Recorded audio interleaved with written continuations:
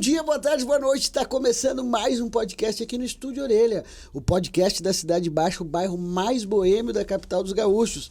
E olha só, hoje estou com uma figura muito querida, muito especial, Maria do Rosário, para bater um papo com a gente. Aliás, já está rolando esse papo, né? Faz tempo aqui que nós estamos no maior papo. Oi, Rafa. Oi, Orelhas. Oi, Estúdio Orelha. Prazerzão estar aqui. Obrigada por esse espaço aqui na Cidade Baixa e para Porto Alegre. Perfeito. A ideia é a gente bater um papo bem tranquilo e sempre muito bom trazer pessoas inteligentes para conversar. Te admiro, acho que tu é uma mulher inteligente. Acho não, tu és uma mulher inteligente e tem muita coisa para a gente falar. Vamos ver se a gente consegue aí, nesse tempo curto que a gente tem, explanar algumas coisas. A primeira pergunta que eu tenho para te fazer, eu fiz uma cola aqui para não esquecer, né? Eu não tenho como colar a cola dele, pessoal. Para mim, né, eu acho muito bonita a infância, né? Eu queria saber de ti, como é que foi a tua infância, como é que tu era criança, aonde que tu nasceu? Não sei se lá em Santa Rosa, onde tu cresceu, ou nasceu, ou em Veracruz diziam Espoleta. Bah, eu era... Então pronto. Tem cara era de meu que foi apelido. Eu acho que eu era também, né? Porque eu vivi Porto Alegre como um tempo assim de uma cidade ainda com os bairros muito marcados, muito caracterizados e uma vida de bairro. Então crescer para mim no Partenon, crescer caminhando na rua, crescer em pátio com árvore, crescer caminhando para a escola e voltando, e em escola pública, enfim, aquilo foi muito legal, foi muito feliz. Acho que eu fui uma criança feliz com essa coisa de ter um monte de irmão, um monte de amigo ao redor, de sair pra rua e ouvir a mãe gritando, tá na hora, vem. E aí depois, se tu não ia, ela ia te catar ali. Da orelha. Ia te catar na rua. Mas foi uma experiência, eu acho que só a agradecer. Os teus primeiros anos de vida foram no Partenon. Sim, mas eu nasci no interior, eu nasci em Veranópolis. Eu não tenho muita memória de Veranópolis, Nova Prata, porque eu era muito pequena. Mas a minha família, como muitas famílias do interior, veio para Porto Alegre na década de 70, porque tinha um êxodo rural, tinha toda uma coisa de... um empobrecimento enorme naquele período, né? Que a gente nem pensava, tem uma ditadura, tem isso, tem aquilo. Eu era criança, mas eu acho que nem meu pai, nem minha mãe, apesar de serem brisolistas, acho que eles não pensavam muito sobre isso. Mas era difícil sobreviver com tanto filho no interior. Então a gente veio para cá e logo todo mundo começou a trabalhar. Quantos irmãos? Nós somos 7 filhos. Olha aí. Chegou, tu lembra de todos em casa? Sim, e tal? todo mundo. Quantos homens, quantas mulheres? Assim? 2 gurias e 5 gurias. Olha aí, a mulherada tomando conta. Mandando, é verdade. E aí, quando tu era criança, o que tu pensava naquela época? Assim, porque a criança brinca, né? Você é jogador, você não sei. Tu tinha já uma coisa assim ou não pensava muito sobre isso? Profissão? Olha, eu acho que eu pensava em... Eu estou te olhando aqui falando no microfone, acho que eu pensava em ser uma apresentadora de um podcast, assim como tinha, não existia isso, em todo caso. Não, eu pensava nisso, eu pensava em coisas de comunicação. Para mim foi muito importante, eu não sei se para as pessoas é importante isso, mas eu vou dizer uma coisa que para mim, como criança, foi importante ser escolhida líder de turma muitas vezes. E quando eu estava na 5ª série, eu ganhei um prêmio que eu nem concorri na escola, que era melhor amigo da escola. Oh. Eu achei aquilo para mim foi assim o despertar da possibilidade de representar as outras pessoas. Porque a gurizada pobre na periferia, naquela época, era ainda mais complicado. Tu ir de um bairro para o outro, né? E eu me lembro que a minha irmã, então, a mãe pediu para as minhas irmãs, me levarem, né, num lugar que eu ia receber aquele dicionário de presente. E era em nome da escola. E eu cheguei na escola de volta e chamei a escola lá, pedi para a professora para chamar a turma e as pessoas para olharem o dicionário, porque eu achei que eu tinha ido realmente representar. E aquilo foi uma coisa muito marcante para a minha vida, muito feliz. Depois eu dei esse dicionário para meus alunos. Olha que legal. Guardei até a professora da... Eu acho legal a palavra comunicação, é comunicar uma ação, né? Então, tu conseguir comunicar através das palavras algo que tu pretende fazer, né? Eu acho que isso é um pouco do trabalho do político, né? Ele tenta comunicar aquela ação que ele quer operar dentro da sociedade. E isso é muito legal, né? Tô viajando aqui contigo. Não, mas é legal essa perspectiva, isso, porque realmente... E aí vem a tua vontade, né? De ter uma ação e comunicar essa ação para as pessoas, de ajudar as pessoas. De uma certa forma, acho que eu tenho tentado fazer a ação política ser transparente como a comunicação é. Porque a comunicação é para fora também, né? Isso. Então, eu não tinha pensado nessa liga com vontade de criança. Agora estou aqui com um psicólogo, Rafa e tal, batendo um papo e tal. Gostei Legal, dessa né? parte. E aí, bom, tu cresceu de uma família humilde, assim. Quão humilde era a tua família? O que teu pai fazia? O que tua mãe fazia? O meu pai trabalhou na CE, depois ele acabou trabalhando em escola, ou seja, era um funcionário público, mas ele faleceu, então para a gente foi Quantos uma anos barra tu tinha? pesado. Não, eu já tinha 20 anos, mas foi uma barra meio pesada, assim, o crescimento da gente não foi simples. Uhum. Todo mundo começou a trabalhar muito cedo, mas tinha um espírito de coletividade muito forte, de um ajuda o outro, assim. Uhum. Então, essa coisa de irmãos ficou muito... A gente é muito misturado nesse negócio. Mas ninguém está na atividade política Perfeito. pública. Todo mundo ou participa de uma coisa ou de outra, sindicato, isso, aquilo, mas não tem uma vontade de concorrer a nada. E a assim. tua carreira política, então, começou na quinta série. Ah, eu acho. Depois tu foi pro ensino A dona médio. Hilda lá, minha mãe, me incentivando. Depois tu foi pro ensino médio e tal, fez pedagogia, foi isso? Não, fiz magistério no Instituto de Educação, que é aqui na Oswaldo Aranha, o nosso querido colégio Instituto de Educação, que está fechado, né? Lamentável. Né? O IE está distribuído ainda com seus alunos e alunas em vários lugares da cidade. O governo do estado não resolveu isso, é muito complicado. Não é complicado resolver, é complicado tomar a decisão, parece, de levar até o fim essa obra para a retomada.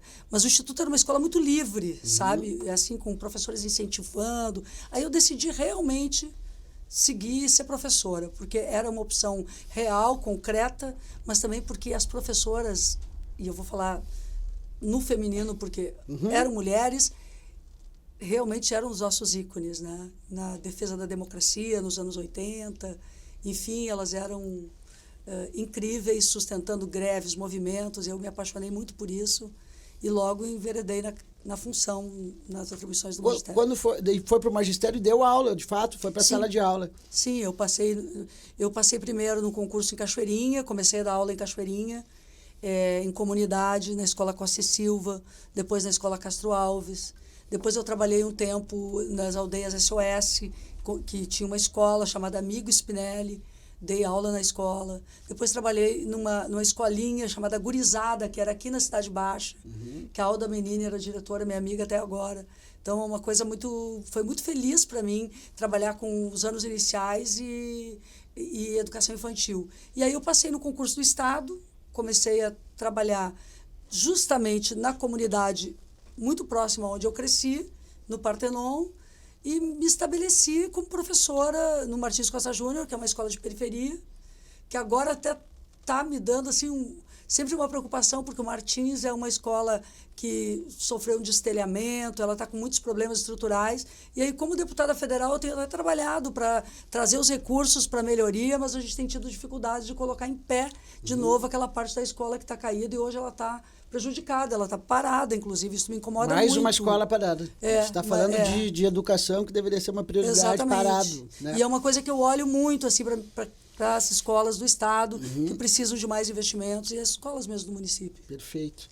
E aí, onde é que foi o teu primeiro momento, assim, que tu decidiu entrar para a política? Assim, tu tem algum fato, assim, que te levou a isso? Assim, que tu disse, não, eu vou...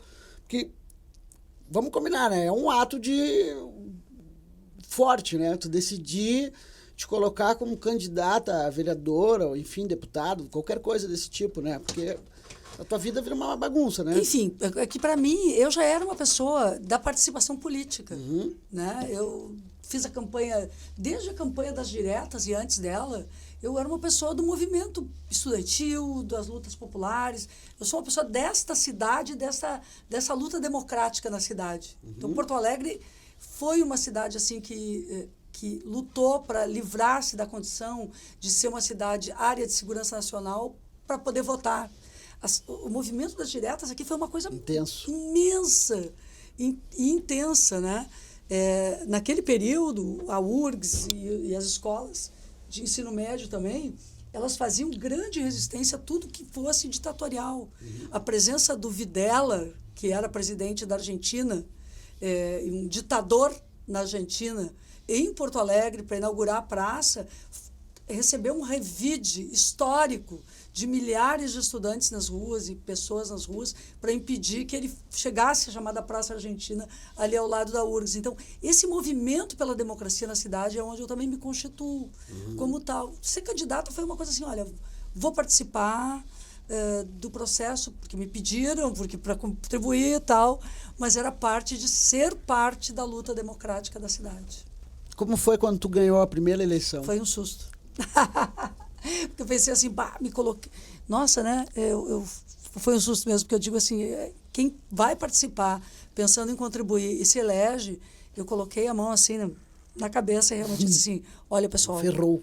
Não, agora eu tenho que dar conta, porque o que é mais... Aí vem a minha liga com aquilo, eu tô falando da quinta série. Aliás, muito mal vista a quinta série ultimamente, porque toda vez que falam mal de alguém lá no Congresso Nacional, dizem assim, parece da quinta série. Pô, sacanagem com a galera da quinta série. Vamos abrir aqui uma bandeira para galera da quinta série. Então, eu fiquei lembrando agora essa história de escola e tal, como é que vocês, né, que estão nos ouvindo, se constituem para fazer alguma coisa na vida, depois da vida adulta, e como é que eu fui me constituindo.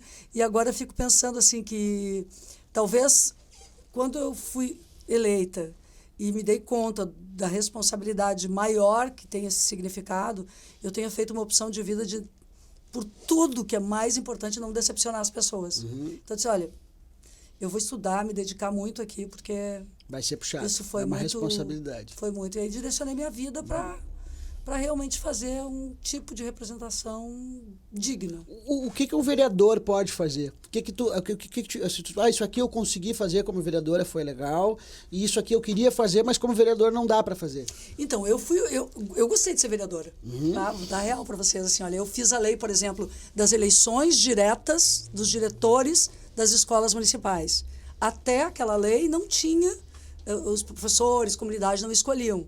Então, eu fiz aquela construção com a comunidade das escolas municipais de Porto Alegre. E a lei que está em vigor até agora.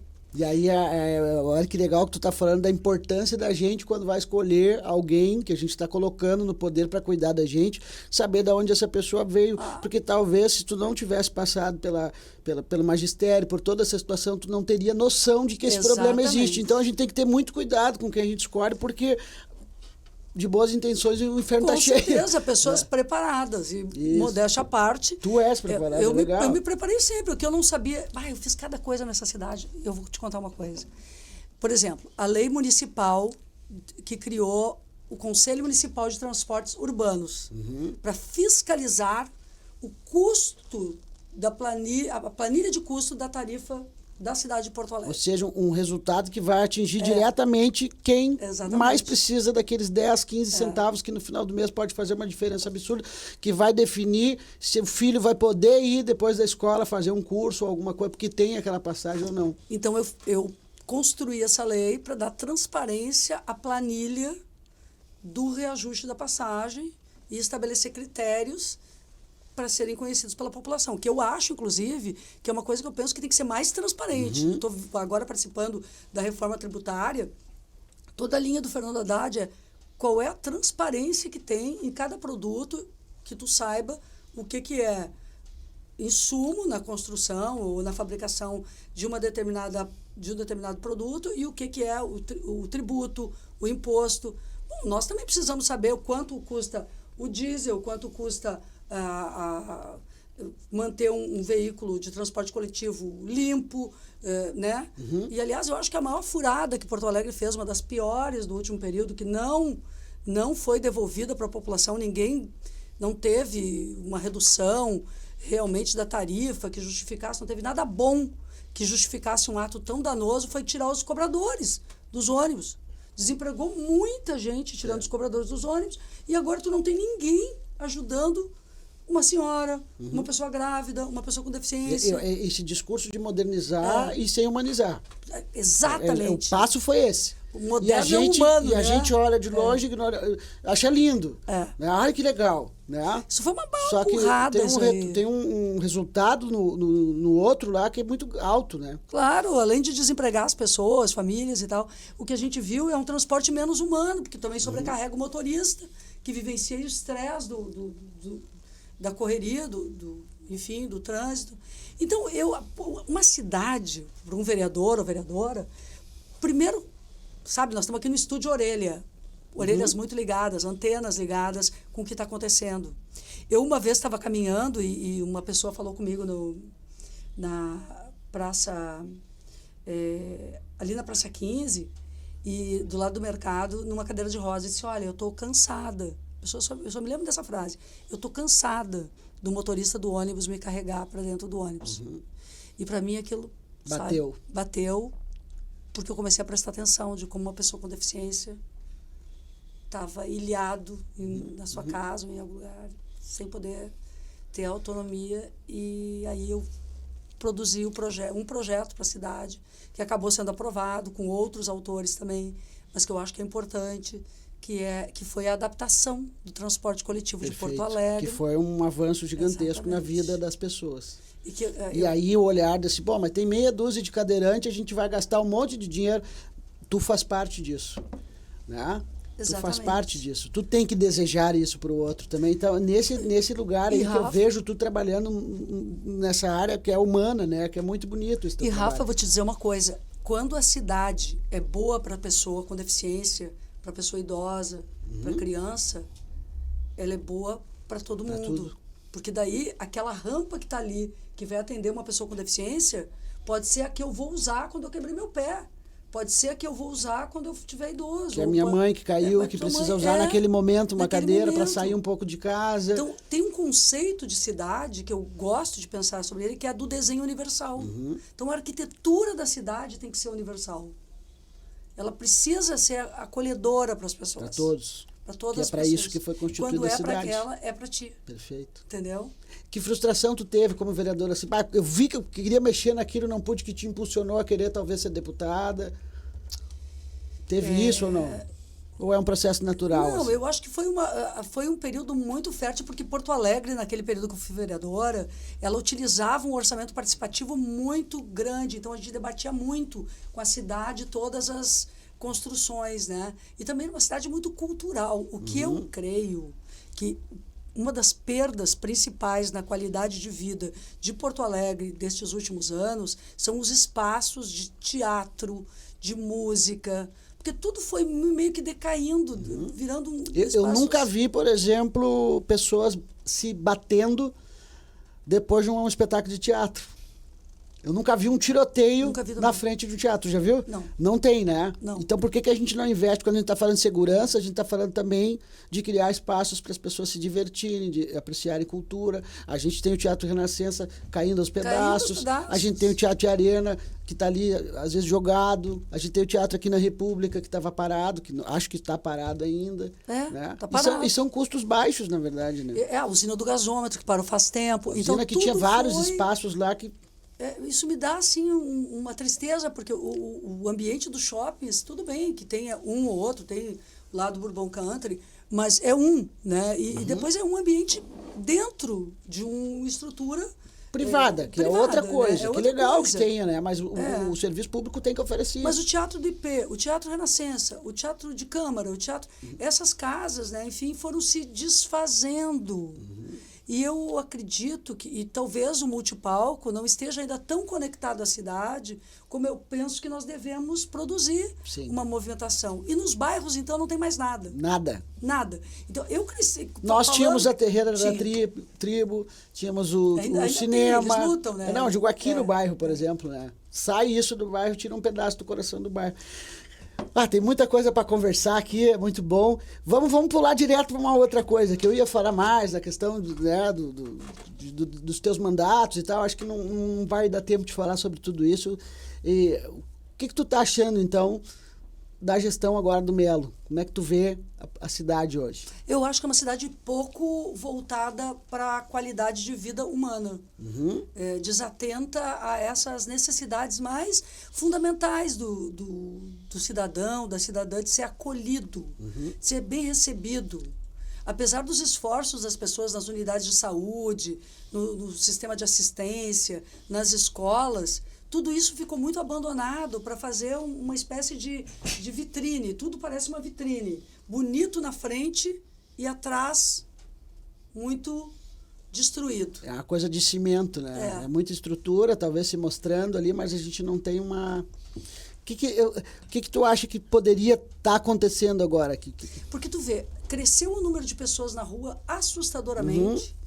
Óbvio, nós tivemos um projeto de Brasil de desmonte de políticas sociais com o Bolsonaro, mas a minha crítica também, no caso ao Melo, é que ele é associado, ele é sócio do Bolsonaro. Perfeito. Na política. Então ele nunca reclamou para a cidade algo que a cidade tem direito. Os investimentos federais que deveriam ter sido feitos aqui, assim como nas demais cidades, ao longo do período Bolsonaro, ele não reclamou, ele estava aplaudindo aquele processo de genocídio. Então ele está muito ligado à política Bolsonaro-Mello, é muito parecida, é muito a mesma coisa, dado que ele até apoiou o Bolsonaro nas eleições. Mas quando eu vejo que Porto Alegre, por exemplo, na área social, reduziu o número de atendimentos de assistência social no período que mais cresceu população em situação de rua, é porque eu vejo que há uma desatenção ao atendimento social da cidade. E daí tu está falando tudo isso e a gente tem assim, o país está bem dividido, né? Falando em termos de Brasil mesmo, né? A gente teve aí essa era Bolsonaro aí que a gente viu o que aconteceu, né? Como é que a gente consegue conversar com as pessoas, né? Tu tá trazendo dados, tu tá trazendo informação, tu tá trazendo, né? E ao mesmo tempo eu vejo tu, né? Outros agentes assim, políticos assim, que trabalham nessa área mais humanista, que tentam, né, fazer o que realmente é necessário, sendo às vezes agredido, né?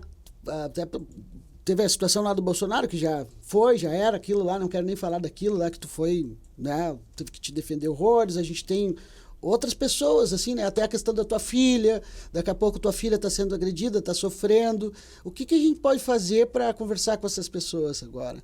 Como é que tu pensa esse tipo de diálogo? Eu acho que a gente tem que fazer um pacto contra a baixaria dos processos políticos e um pacto por desenvolvimento do Brasil, da cidade, mas, sobretudo, um pacto contra fake news, contra mentiras. Porque uma coisa é tu responder as coisas que tu pensa mesmo, né? Outra coisa é quando tu inventa um monte de coisa. A pessoa te aborda ali na rua, assustador. Coisas absurdas.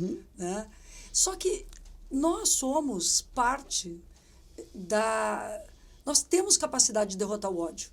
Nós derrotamos aqui nessa cidade o ódio nas eleições últimas, quando o Edgar Preto teve uma excelente votação, quando o Lula venceu as eleições. Então, se nós derrotamos o ódio nessa cidade naquele momento, e essa é a capital dos gaúchos, é por aqui que nós vamos reverter essa política do ódio para todo o Rio Grande do Sul, dando passos importantes de agora até a próxima eleição. Perfeito. Tu é uma mulher, né, dentro da política, dentro de um país, né, que a gente tem aí um monte de violência, né, em relação à mulher, a gente tem umas questões bem pesadas. Como é que é para ti estar lá dentro, no meio, assim, ainda majoritário de homens, assim?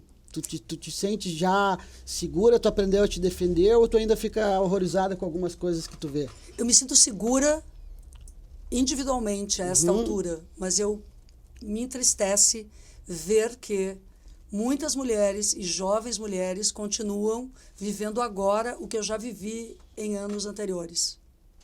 O ataque aos mandatos das mulheres que acontece agora na Câmara dos Deputados, com ameaças a 5, 6 deputadas, como está acontecendo agora, eu sou solidária a todas elas, Érica Cocai, Juliana Cardoso, Fernanda Melchiona, Talíria Petroni, Sâmia Bonfim, não sei se eu disse todas aqui, mas enfim, essas mulheres que estão tendo seus mandatos falsamente denunciados, com denúncias falsas, colocados no Conselho de Ética, elas recebem de minha parte não só solidariedade, mas um posicionamento ativo.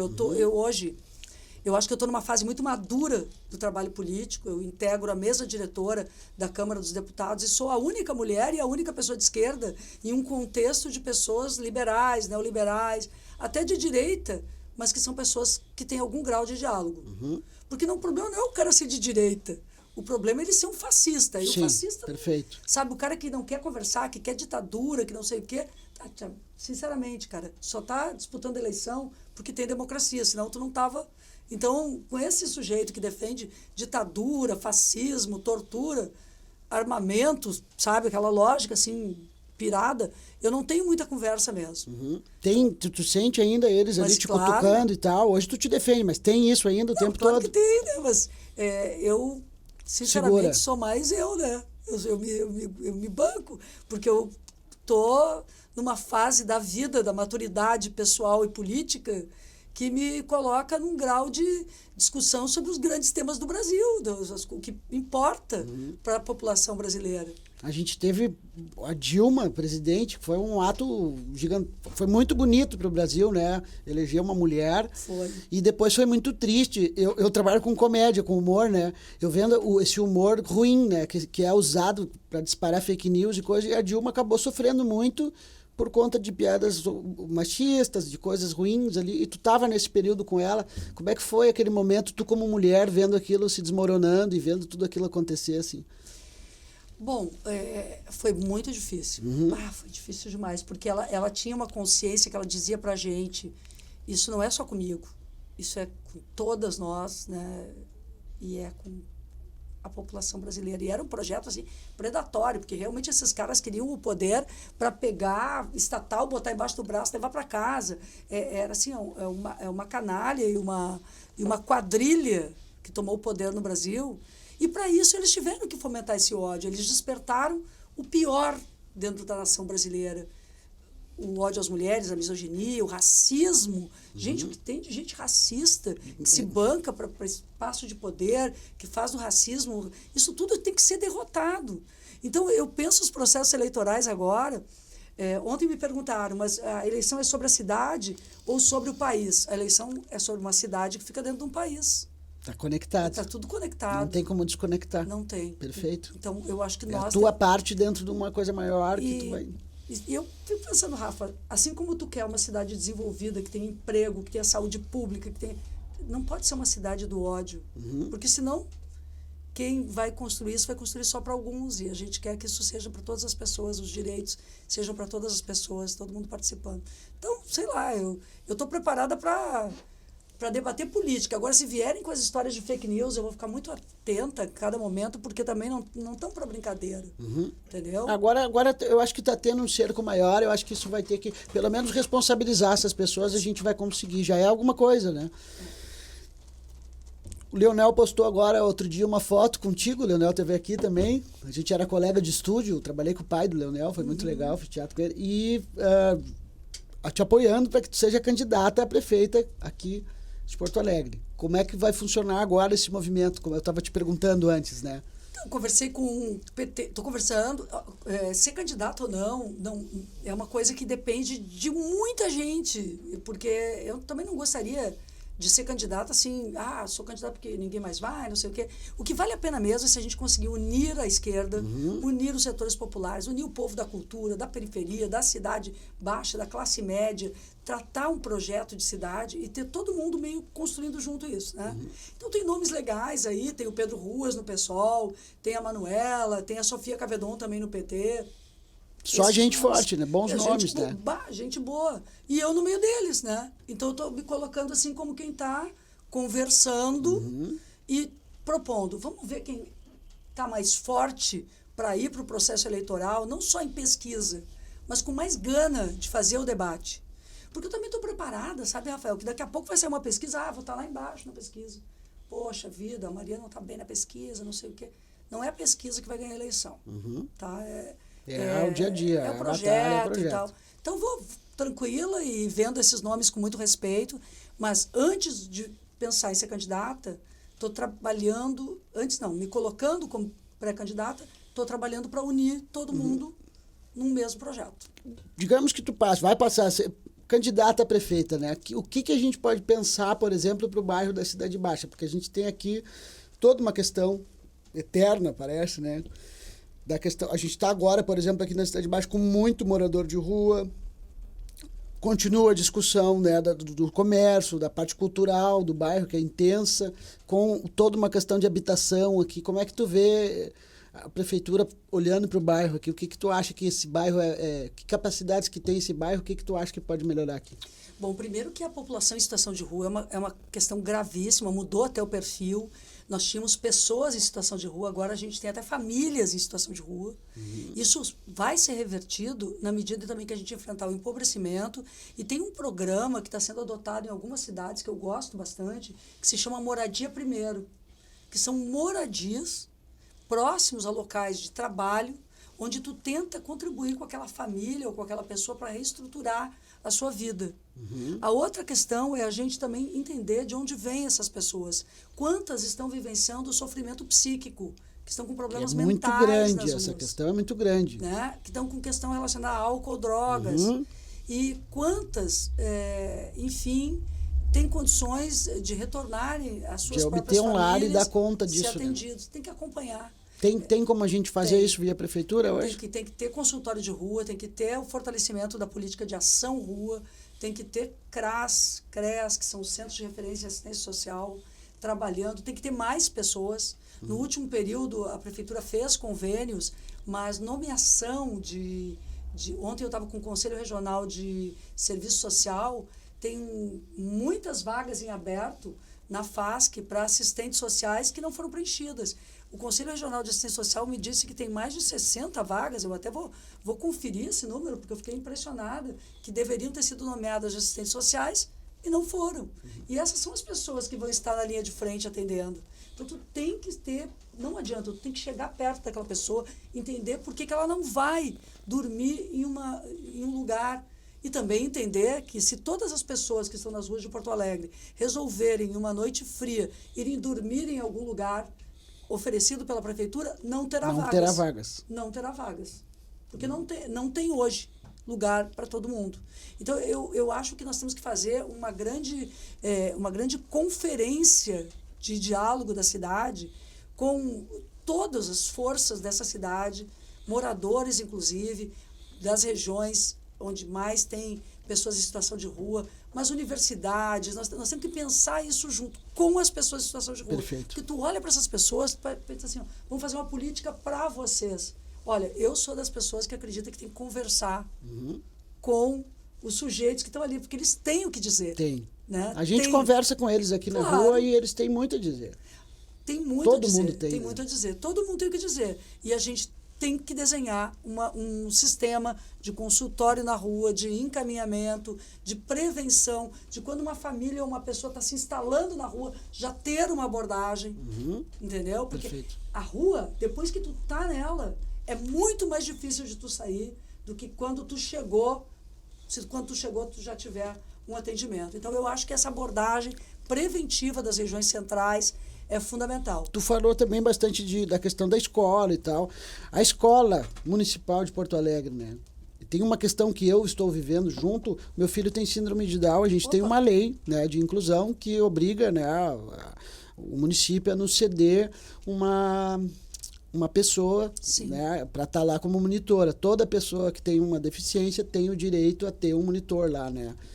Porém, a prefeitura não está cedendo, né? Então, todas as mães e pais que têm filhos hoje com alguma deficiência estão tendo esse problema dentro da prefeitura. E hoje o meu filho, que deveria estar estudando em tempo integral, que tem 6 anos, que é a síndrome de Down, que deveria ter todo o estímulo possível nessa fase, que é mais importante, só pode ir na escola 2 horas. Não acredito. Exato. E aí há uma lei federal maior, né, que está... 2 horas? 2 horas o ideal é que ele fique 2 horas, que é o tempo de convivência que ele suporta. Esse é o discurso. Nós, a minha família específica com o Rafa, nós entramos em guerra com a escola, pedimos ajuda dos professores, veio, né, o pessoal veio falar com a gente, então o Rafa consegue ficar como uma ajuda que eles estão nos dando até o meio-dia. É desumano. E aí nós estamos falando principalmente das mães, né? Porque no meu caso eu tô junto, mas muitas mães têm filhos especiais e sabem que os homens abandonam. É verdade. E aí elas têm que trabalhar. E aí isso, para chegar a um passo de rua, por exemplo, é um dos caminhos para te acabar na rua. Não, eu fiquei chocada com isso, porque na verdade é o seguinte, não é o que a criança suporta 2 horas. Que eu vou até como professora falar. A minha sensação é que a criança suporta talvez 2 horas este modelo Exato. de sala de aula. Não tem isso não é nada incluso. Outros modelos. Atividades, espaços na escola que possa dar suporte. A Ana Iris do Amaral, que é a escola que o meu filho estuda, é referência. Sim. E está desamparada, porque ela não tem os profissionais para fazer o serviço que ela sempre se propôs a fazer. Sempre foi ótimo. E nós insistimos na escola pública. Sim, com certeza. Né? Porque é um direito nosso, é um direito do Rafa. Então, isso é uma coisa que tu, como prefeito, o que tu pensa, né? Como futura prefeita, vamos pensar assim, né? Aqui, O que tu pensa em termos de escola? Como é que tu vê a escola? O que tu acha que a prefeitura pode melhorar para os professores, para a instituição escola? A cidade a cidade viveu um escândalo aqui com compras inadequadas, uma bandalheira toda aí em relação à Secretaria de Educação do município, que mostra que as prioridades do município também estão desvirtuadas do objetivo principal de uma Secretaria de Educação e de uma prefeitura, que é ver a qualidade da educação que é assegurada às crianças, jovens e as condições de trabalho dos professores, professoras, técnicos e funcionários, servidores das escolas. Olha, eu sinceramente acho que Porto Alegre tem uma coisa que está faltando muito, que é escutar quem está na linha de frente.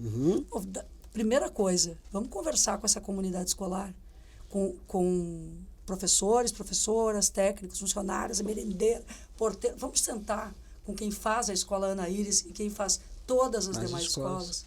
E aí planejar o que é necessário para o atendimento. E aí, sinceramente, eu acredito que a prefeitura deve assegurar aquilo que a lei determina. É o básico, né? Porque a lei é um direito. Tu tem que lutar para ter o teu direito, que é teu. É uma coisa bizarra. Impossível. Que acontece muito aqui no Brasil. Impossível. O que ela pode é organizar o sistema de forma a que várias crianças estejam juntas naquele momento, criar estratégias pedagógicas internas. Mas não há como pensar uma escola que seja excludente. A escola não é para ser uma escola de alguns. Eu sempre digo que a Constituição diz que a educação é direito de todos e dever do Estado, portanto, dever do poder público. E quando isso está desenhado, em nenhum lugar foi escrito na Constituição que as crianças com deficiência têm que estar numa outra escola ou à margem da escola. Que foi um discurso que veio muito tempo agora, estava aqui até ontem, né? Que o reflexo do que a gente está vivendo Exatamente. É isso. Outra questão importante, a nossa cidade... Mas primeiro, eu quero me envolver mais agora, desde já, como uma pessoa que defende as crianças e que tem que lutar junto. Eu quero entender bastante disso, porque eu acho que é muito grave quando para uma criança ou para outra criança se diz, não, o teu tempo de escola não vai ser do período integral, da manhã ou da tarde, sequer, vai ser de 2 horas. Exato. Quando... Na verdade, o que o governo federal e o que nós estamos chamando de escola integral é uma escola com 2 turnos. Perfeito. É uma escola com mais horas de aula, inclusive, não do que as menos 4 para horas. uns e mais, né? Não é possível. E aí é o seguinte, tu tá falando de uma família inteira, e não é só pai e mãe. Porque essa criança vai crescer, não vai ter o estímulo necessário para poder ser autônomo e ela vai ficar no mundo aqui, entende? Em algum momento, a prefeitura, o Estado vai ter que tomar conta dessa criança, porque faltou um pai, faltou uma mãe, faltou alguém, entende? Então, isso é um tiro no pé, montar um negócio que vai dar errado logo ali, né? Outra questão é a questão da droga. Aqui em Porto Alegre a gente tem um consumo aumentando de crack muito grande, né? O que dá para fazer em termos de prefeitura? Tu fala em conversar, acho que é isso, né? Como é que tu vê essa questão, né, da segurança? O que a gente poderia fazer em relação ao tráfico, ao consumo, né?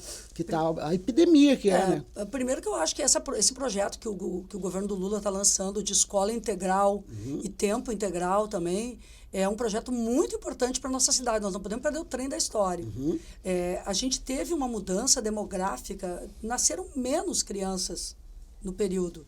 Então, nós temos escolas que tiveram uma redução de estudantes.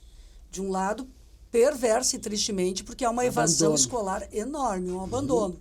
Então, nós temos que resgatar essas crianças, verificar, e jovens, verificar a motivação, o motivo pelo qual elas saem da escola. A maioria sai da escola vinculado a questões como álcool, drogas, ou empobrecimento, mudanças da família, desestruturação familiar. Tem que fazer com que exista em cada comunidade uma central que tanto a assistência social, quanto a escola, quanto o sistema de saúde atuem de forma integrada, sabendo que é o fulano ali, o João, Pedro, a Maria, a Mônica, a Nicole, são essas crianças e esse sistema cuide delas de forma integrada, com ação comunitária. Porto Alegre já teve, eu acho que nós precisamos fazer o mapa de como é que estão os projetos de SASE, de socioeducação no turno inverso, justamente para a gente poder ter nas comunidades atendimento em turno inverso. Eu vejo que o governo federal está estudando como vai financiar isto, que é o turno inverso, ficar as crianças e jovens terem a possibilidade de esporte, disso, daquilo, mas também de avanço na sua vivência escolar.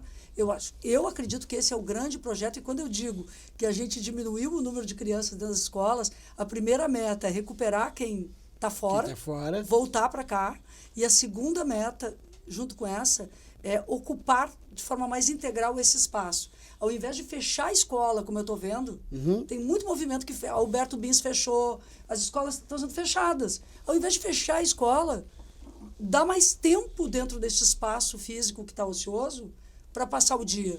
Perfeito. Né? E trazer a família para dentro da escola, poder proporcionar. Tu tem um prédio construído, tu tem oportunidade. Daqui a pouco, nos finais de semana, construir alguma coisa. É possível. Com certeza que é possível. Todo esse espaço ser valorizado. Eu acho também que a escola municipal, até pelos lugares que as escolas municipais estão, eu acho que as escolas municipais realmente devem ter EJA, educação de jovens e adultos, porque o déficit educacional das pessoas adultas é muito grande.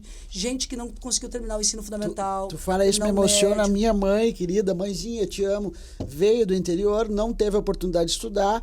Uma mulher que foi, né, se separou muito cedo. Aliás, uma feminista maravilhosa que eu amo. Se separou do marido, que era um canalha. Criou nós três sozinhos. Não teve a oportunidade de estudar e foi fazer o EJA aqui alguns anos atrás. E o quanto isso mudou a vida dela. Não a vida dela, a de todos nós. Porque a partir daí ela obteve alguns conhecimentos e a gente conseguiu harmonizar muita coisa que ela não entendia. Que lindo esse depoimento. Então, quando a gente está falando disso, tem que prestar muita atenção. Educação é básico, isso não é um jargão. Isso é muito lindo de ver. É real. Educação é um direito ao longo de toda a vida. De toda a vida. Não tem tempo. Não tem idade para, sabe? E aprender o que nos mantém vivo. Então, tu imagina que a escola das crianças, que está lá no meio da comunidade, de manhã e de tarde, estavam atendendo as crianças. E à noite, ela está aberta e vai ter turmas de EJA nas comunidades. E porque olha isso que é bom. Maravilhoso, né? Maravilhoso. E ainda é melhor ainda se tu junta com a profissionalização. Então, eu realmente acredito que nós devemos fazer em Porto Alegre um sistema no qual a mesma escola que durante o dia é atendida pelas crianças... Seja habitada pelos adultos, pelos pais, talvez, porque que estão trabalhando durante o dia porque os filhos estão... Né? Isso é muito legal. Outra questão que eu queria te perguntar é a questão da urbanização da cidade. A nossa cidade não é uma cidade planejada, a gente, né, não é como Palmas, que a gente chega lá, as avenidas largas, muitos carros. A gente tem uma tranqueira absurda. Dá para fazer alguma coisa em termos de prefeitura para melhorar o trânsito de Porto Alegre? Bom, é que nós temos um centro que não é bem centro, né? Uma entrada, assim, tipo, quase uma península. Uma valeta quase. Vai em direção... Então, o que nós precisamos fazer é melhorar o transporte coletivo de novo. A Carris. Que já foi tão bom. Nossa. Já foi tão legal essa cidade. Sim. Eu estou vendo agora projetos que destroem os corredores de ônibus e não colocam nada no lugar. Mas essa ideia de só transporte individual foi reduzindo, ela vai pegando. As pessoas usam o transporte individual porque o transporte coletivo não está legal, né? As pessoas pegam um Uber porque o transporte coletivo não está bacana. E melhorar o transporte coletivo é uma forma de tu conseguires melhorar o trânsito como um todo. E aí tu começa a pensar o seguinte, cara, não dá para aumentar o salário mínimo, mas dá para melhorar os gastos que essa pessoa tem, né? Se ela pode pegar um ônibus, se ela se sente segura para pegar um transporte coletivo de qualidade, ela vai economizar. Até porque o transporte coletivo ele tá caro, né? Tá caríssimo. Para perto da realidade da população, ele é muito caro. Nós temos que começar a pensar em caminhos de financiamento de uma tarifa. Eu não tenho uma solução dada para isso, nem quero parecer que prometo isso, longe de mim, mas eu quero estudar agora, ainda nesse período, os caminhos de tarifa zero. Porque eu acho que o ir e vir na cidade tem que ser democrático. Aí a gente estava falando da questão da tecnologia, aí nós temos recursos talvez para diminuir o custo da manutenção do transporte, diminuir o custo do gasto de combustível, né? Outros caminhos que podem... Ônibus não elétrico. Tirar um cobrador, tirar uma profissão, um profissional que está lá trabalhando. Exatamente. Né? Além de passar o dia inteiro pensando e fazendo política, que mais... que essa moça faz? O que tu gosta? Gosta de ler? Qual é o teu hobby? O que tu curte? Eu gosto de filmes, eu gosto de ler, mas... Qual foi o último filme que te emocionou? Nossa, eu tô vendo um monte de série. Qual? Turca, coreana, aquelas coisas assim que... Bom, deixa eu ver... sei lá, as turcas... eu vi um filme agora há poucos dias do cara que tocava piano, eu fiquei muito encantada. Não, violino.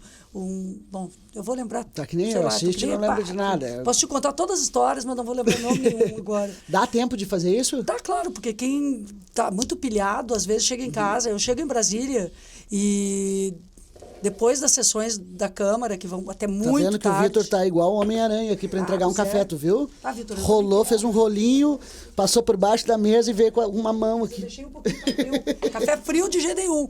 Mas o seguinte, ó, Brasília é uma intensidade, né? E tu trabalha muito o dia inteiro e à noite, porque segue as votações Não e para, tal. né? E daí tu fica pilhado, não consegue dormir logo. Mas Sim. tu acorda cedo no outro dia, tu tem que ficar vendo filme mesmo. Tu acorda cedo? Tu Acordo dorme cedo. pouco? Eu durmo pouco. Quantas horas por dia tu dorme? Umas 6, 7... 6 horas, né? 6 horas. Não, é bom, né? Eu É também, bom. 6 horas pra Tô mim é um legal. baita sono. Tô legal. Se eu dormir 6 horas sem sentir dor na lombar, tá ótimo. Faz atividade física? Não faço. Gostaria de fazer mais. Só me mexo caminhando mesmo. Fez check-up ultimamente? Fiz. Tá tudo em dia? Tô tudo bem. Colesterol não tá alto, Não, nada? tudo O meu bem. tá horrível. Tô legal. Tá. Tu vem aqui na orelha e tu tem O check-up, um check-up total, tem que prestar consulta conta. psicológica. E família? Minha família tá bem. Convive contigo, tua filha perto, todo mundo perto? Perto aqui, né? Eu sou uma pessoa viajante. Uhum. Tem aquele... Eu não lembro do filme Viajante no Tempo, não. Eu sou uma pessoa viajante de cidades. Sim, tu tá sempre pra lá e pra cá. Eu viajo das cidades. Então, eu viajo para Brasília toda semana, volto. Mas é uma vida muito interessante essa. E, de uma certa forma, se colocar à disposição nesse período aí para a cidade também é uma forma de colocar tudo isso que eu aprendi, claro, né? Que eu vivi, que eu imagina. vivo.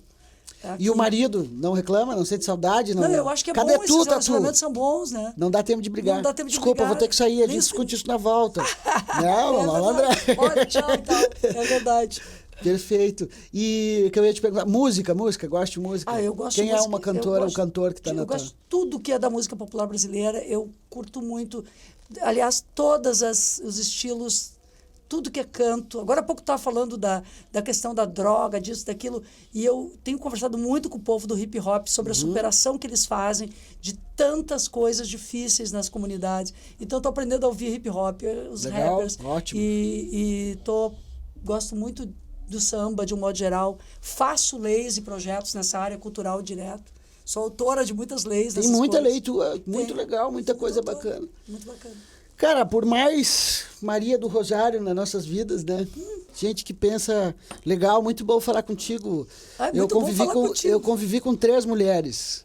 A minha mãe foi a mais pirada de todas, no bom sentido, porque ela foi uma mulher revolucionária, assim, né? Com 4 anos, volto a dizer, o marido estava incomodando, ela mandou ele embora, cuidou da gente, nós estudamos em boas escolas, nos cuidou muito bem, né? As minhas irmãs já foram mais tranquilas, não precisaram toda essa guerra. Tu era o espoleto. E eu era o mala da família, e eu, como homem, assim, tive que aprender muito mesmo não convivendo com a figura masculina, perceber e valorizar a mulher, né? Então, demorou muitos anos, assim, para me dar conta da força que a minha mãe tinha que fazer, das minhas irmãs, para poder existir nesse mundo.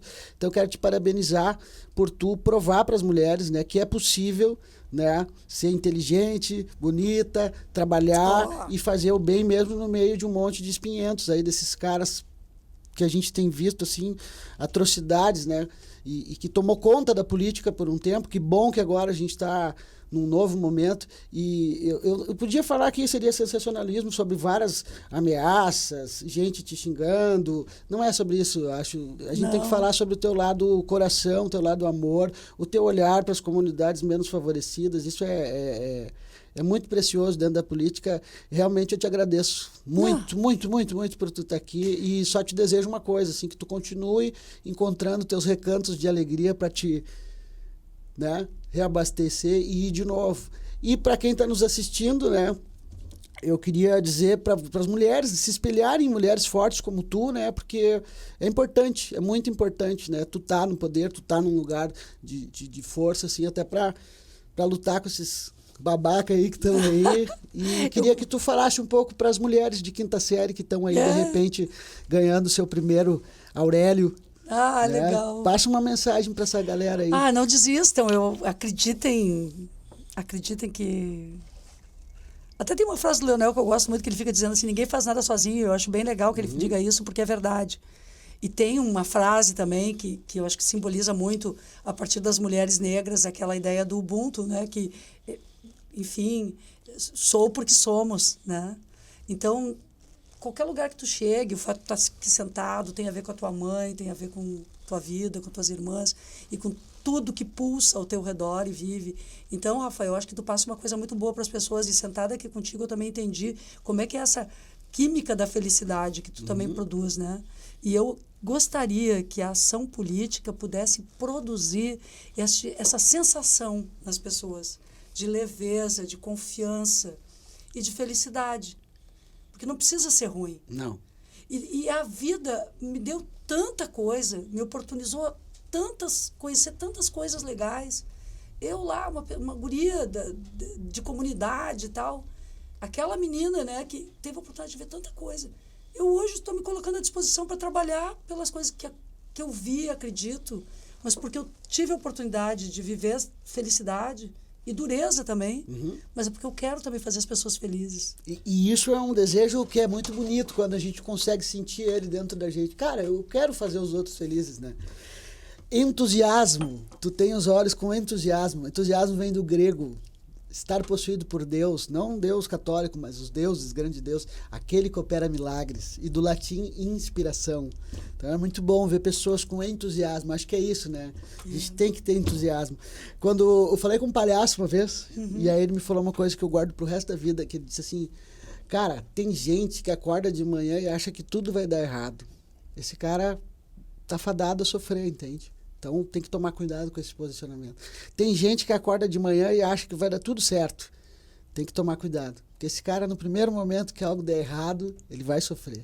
Então, o bom palhaço, ele acorda todos os dias e faz assim, eu quero só ver o que vai dar certo hoje. Aí, depois ele respira e, eu quero só ver o que vai dar errado hoje. Eu acho que pra ti que tá na política, isso é muito importante, né? Porque tu vai tentar muita coisa, algumas vão dar certo, outras não vão dar. Mas, pela tua trajetória, já deu muito mais certo do que errado. Já fiz pessoas felizes, já fui muita feliz gente, e quero pode ser continuar mais do que tu fazendo. imagina, talvez das pessoas mesmo desfrutando de coisas que tu conquistou e elas nem imaginam. Mas... E tu também tá fazendo pessoas felizes aqui, muito obrigada. Eu adorei estar aqui. Eu também adorei. Olha só, não só eu. Ah? Imaculada disse que tu vai lá tomar uma cervejinha de vez em quando.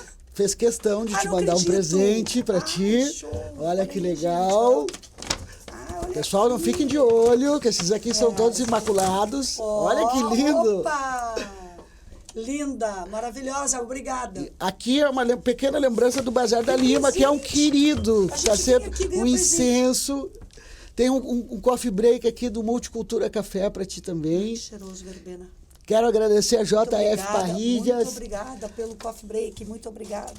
E todos os apoiadores do Estúdio Orelha que nos proporcionam esse projeto tão bonito. Que coisa boa poder ter esse bate-papo leve, solto aqui. Estaremos de volta em breve.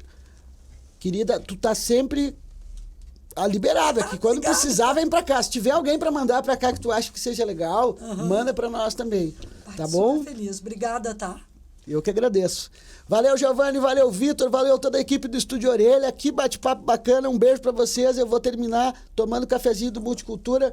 Tchau, até a próxima. Fui!